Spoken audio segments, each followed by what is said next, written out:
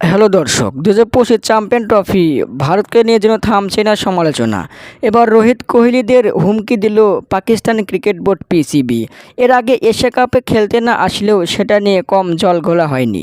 এবার বড় আসরে ভারতকে আসতেই হবে পাকিস্তানে। দর্শক, পিসিবি বললেন হাইব্রিড মডেল আর নয়, পাকিস্তানে হবে চ্যাম্পিয়ন ট্রফি। এককভাবে এই প্রতিযোগিতার আয়োজন করতে চায় Pakistan cricket board.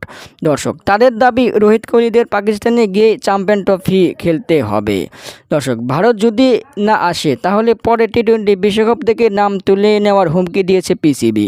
Champion trophy নিয়ে 19-22 জুলাই কলম্বোয় আইসিসির বার্ষিক বৈঠক বসবে। সেখানে যদি ভারত হাইব্রিড মডেল দেওয়াতে কথা বলে তাহলে মানবে না পিসিবি। অন্যদিকে বিসিসিআই রোহিত কোহলিদের পাকিস্তানে পাঠাতে চায় না।